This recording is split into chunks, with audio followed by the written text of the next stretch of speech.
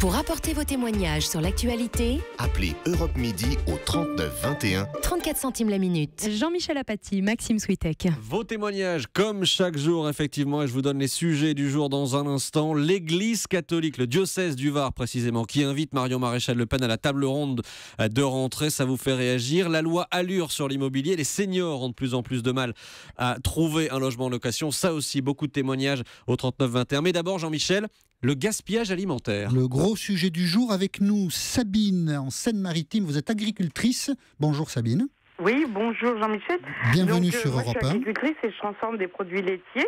D'accord. Et alors vous constatez le gaspillage, c'est ça, hein? Disons que la grande distribution met la pression pour avoir toujours des rayons pleins, pour qu'ils soient très jolis à l'œil.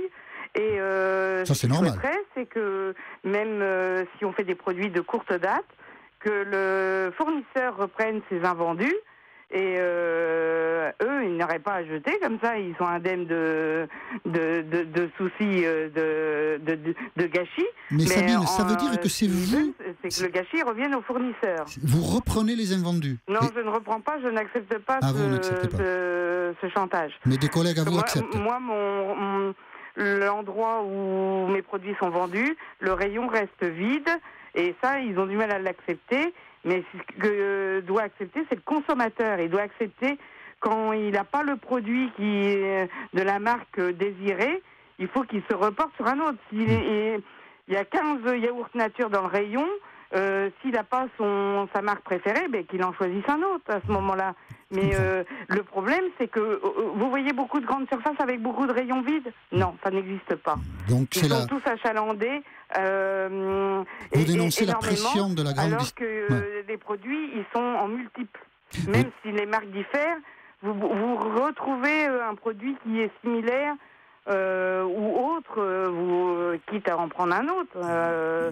Vous dénoncez les pratiques. Vous n'allez pas mourir de faim si vous prenez un autre produit, quoi. Bien sûr, vous dénoncez. Le consommateur accepte qu'il y ait des rayons vides par moment. D'accord. Vous dénoncez la pression des grands distributeurs sur les producteurs comme vous, et donc en fait ce sont sans doute certains de vos collègues qui doivent jeter des produits que la grande distribution ne vend pas. Merci Sabine d'avoir appelé Europe 1. Nous sommes sur l'antenne d'Europe 1 avec Guy à Périgueux. Bienvenue Guy. Oui, bonjour. Vous êtes médecin? Oui. Et si je comprends bien, votre préoccupation c'est de dire les dates de péremption, il faudrait les revoir et les allonger. Oui, d'abord dans ce dossier, moi ce qui me frappe au premier chef, c'est que tout est pourri dans ce dossier et tout est faux semblant. On a une ministre qui choisit un dossier technique, un vrai problème pour se faire mousser, faire du buzz, et sur un sujet facile, on va encore mettre la faute sur la grande distribution qui est un peu la victime expiatoire facile. Une crise du porc, une crise de l'agriculture et maintenant les yaourts, c'est la grande distribution. Alors moi je ne suis pas un défenseur ni un avocat de la grande distribution. Mais vous le faites très bien quand même. Je trouve que là c'est un petit peu prendre les consommateurs, les citoyens et les électeurs pour des idiots qu'ils ne sont pas. Est-ce que je peux vous poser une question? La date de péremption. Oui, allez-y, rapidement. Oui. Moi, mes yaourts, quand ça dépasse de quelques jours, ou voire de 1 ou 2 ou 3 semaines, je les mange et il m'arrive rien. Oh, vous êtes jamais malade? Non. Oh là là, non, vous avez remarqué, vous avez l'air en bonne santé, là, Guy. Hein? Alors, essayez. Bon, essayez et vous verrez. Essayez et vous verrez. Et posez-vous la question, qui fait les dates de péremption? Comment ça se passe? Et je trouve que là, il y a quelque chose à creuser. Bon, nous avons un cobaye, Guy à Périgueux, il mange les yaourts. Oui, mais 3 semaines après la date de préemption et il est en pleine forme. Bravo, Guy. Monsieur Apathy, je vous écoute depuis de nombreuses années et vous êtes vraiment quelqu'un que j'aime beaucoup. Ah, c'est sympa. Permettez-moi de vous le dire. Simplement, posez-vous la question, vous les journalistes, de savoir comment sont fabriquées ces dates de péremption, pourquoi, comment c'est fait. Et vous verrez, essayez de manger vos yaourts. Je dis que c'est simple dans ce dossier. Il ne faut pas s'attaquer à la grande distribution. D'accord, on a compris. Il faut plutôt éduquer le consommateur. Qu'est-ce que je fais avec les fruits qui s'abîment? Qu'est-ce que je fais avec les légumes qui s'abîment? Qu'est-ce que je fais avec mes petits Suisses? Qu'est-ce que je fais? Voilà les vraies questions. Alors, mais ça, écoutez, c'est pas Guy, du niveau d'un ministre. écoutez-moi, Guy. On s'est posé les vraies questions. Et pour y répondre, on a même demandé à Pauline Jacot de la rédaction d'Europe 1 d'y répondre. Comment fabrique-t-on les dates de péremption? Eh bien écoutez, ce sont les fabricants, les industriels qui fixent ces dates. Ils font des mesures sur les produits dans les usines au cours de la fabrication d'un yaourt, par exemple. Ils testent le vieillissement du produit. Ils simulent aussi toutes les ruptures de la chaîne du froid. Ils prennent en compte le temps de passage en caisse de votre yaourt, de stockage dans votre coffre de voiture. Et toutes ces mesures sont contrôlées par les autorités publiques. C'est très très encadré. Les industriels déterminent ensuite cette date limite de consommation, cette DLC. Et par prudence, ils appliquent une marge de sécurité. Et c'est aussi pour ça qu'un yaourt peut être consommé encore quelques jours après cette date limite. Merci Pauline Jacot de la rédaction d'Europe 1. Et on comprend donc pourquoi Guy, qui mange des yaourts des semaines après, est en bonne santé. Europe 1, il est 13h18. Jean-Michel Apathy et Maxime Switek écoutent vos témoignages autour de l'actualité. Pour appeler Europe 1, 39 21, 34 centimes la minute. Dans un instant, on poursuit donc cette conversation, notamment sur ces responsables de l'Église catholique qui considèrent qu'ils doivent aussi dialoguer avec le Front National. Mais avant cela, Jean-Michel, Valérie nous a appelé pour témoigner sur les dérives de la loi Allure, la loi sur l'immobilier. Vous habitez à Paris dans le 18e arrondissement. Valérie, bienvenue sur Europe 1. Merci. Quelle est Bonjour votre situation? Bonjour, quelle est votre situation? Eh bien, écoutez, j'ai rendu mon appartement l'année dernière, le 31 mars 2014. Depuis 16 mois, mes affaires sont chez un garde-meuble. J'ai la chance d'être logée chez une hébergée, on va dire hébergée chez une amie. Je suis bien sûr prise en charge par les services sociaux de la ville de Paris.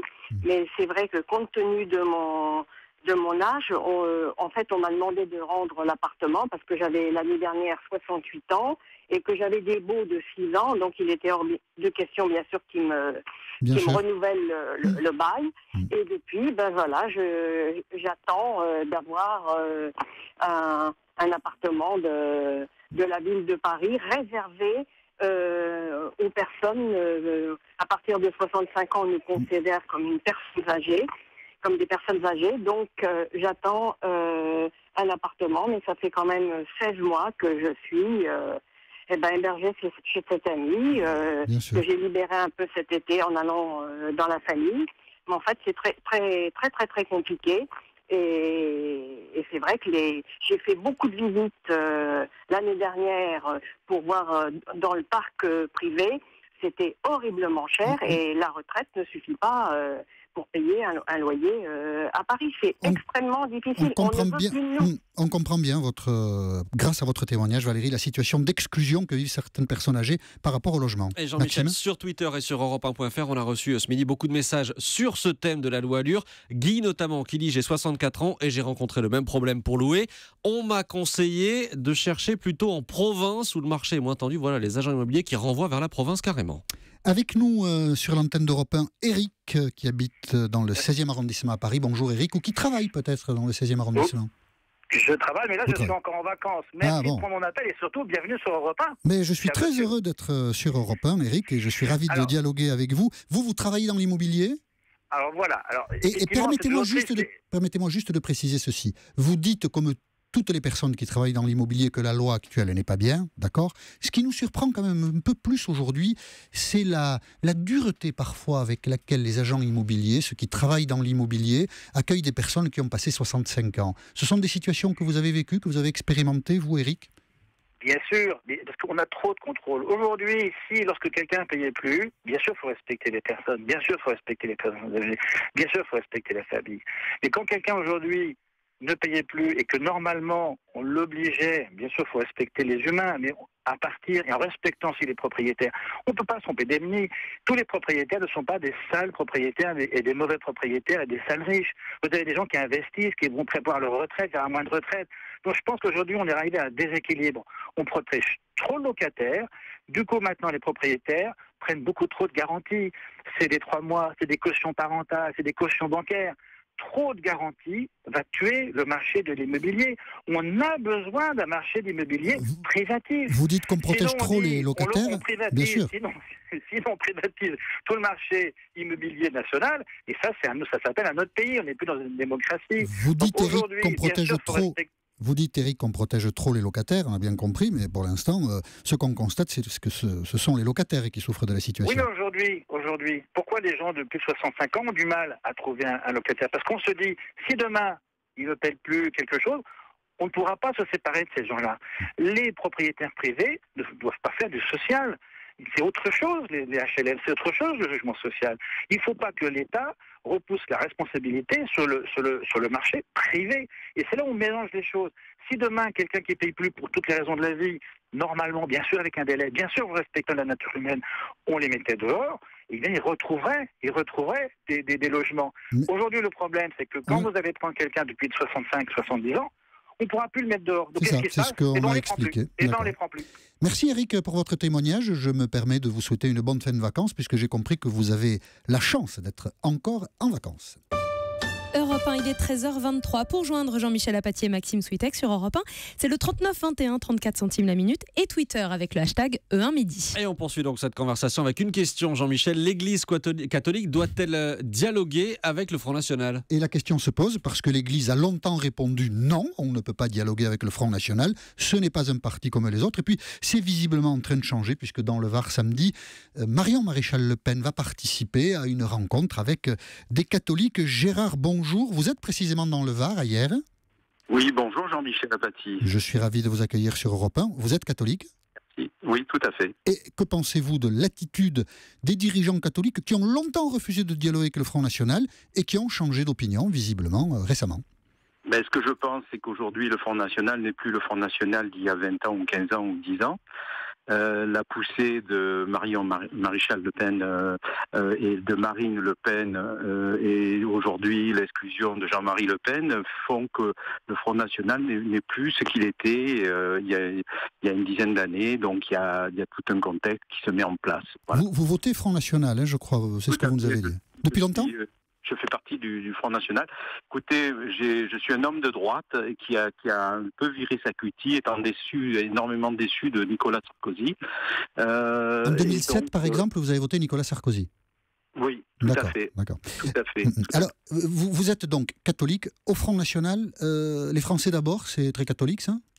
Ben moi, si vous voulez, je pense qu'aujourd'hui, la première préoccupation de Marine n'est peut-être pas le mariage pour tous. Voilà. Non, c'est pas ma question. Bon, c'est les Français d'abord, est-ce que c'est catholique? Les Français d'abord, pour moi, les Français d'abord, si vous voulez, ça couvre large. Hein, c'est-à-dire que vous avez des gens qui sont issus de minorités, qui sont aujourd'hui français. Vous avez, il y a tout un contexte qui fait qu'aujourd'hui, il y a une politique qui doit être mise en place, qui n'a pas été du tout mis en place par Nicolas Sarkozy ou le gouvernement de droite, et surtout pas avec le gouvernement de M. François Hollande. Donc aujourd'hui, les valeurs françaises. Au niveau de, par exemple, l'Europe, hein, on ne va pas discuter là-dessus, je pense que ce n'est pas votre question aujourd'hui, mais si vous voulez, ces valeurs-là, toutes ces valeurs françaises, Marine les défend très très bien. D'accord, voilà. Donc, vous voyez, c'est des techniques que vous maîtrisez parfaitement de responsables politiques de grand talent, ce n'est pas la question aujourd'hui, mais j'y réponds quand même. Gérard, hier, nous étions très heureux de vous accueillir sur l'antenne d'Europe 1. Quentin, à La Roche-sur-Yon, est étudiant en sciences politiques et vous êtes avec nous sur Europe 1. Quentin, bonjour. Bonjour. Vous êtes vous aussi membre du Front National et catholique? Alors j'ai pris ma carte assez récemment, oui, au terme d'une réflexion personnelle assez longue et de nombreuses discussions justement.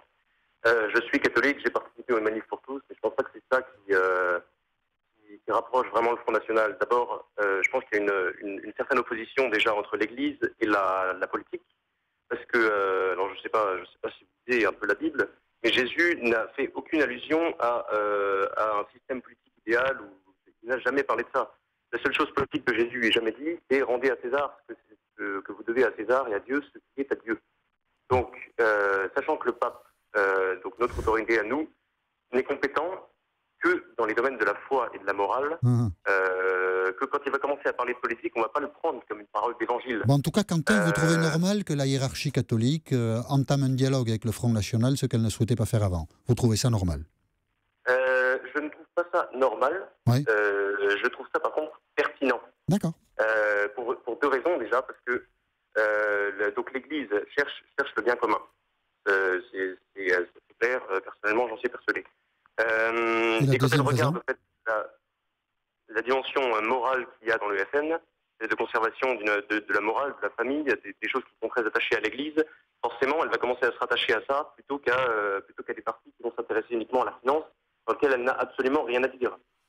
L'Église peut trouver un dialogue avec le FN parce que le FN, précisément, parle de famille, parle de morale. C'est tout à fait le domaine de l'Église. D'accord. Donc l'Église a raison, d'après vous, Quentin, on le comprend bien, de dialoguer avec les dirigeants du Front National. Merci de nous avoir appelés depuis La Roche-sur-Yon. Cette partie de dialogue avec les auditeurs, nous la retrouverons demain, bien sûr, à 13h10. Et restez avec nous dans 1 minute, Europe Midi Découverte.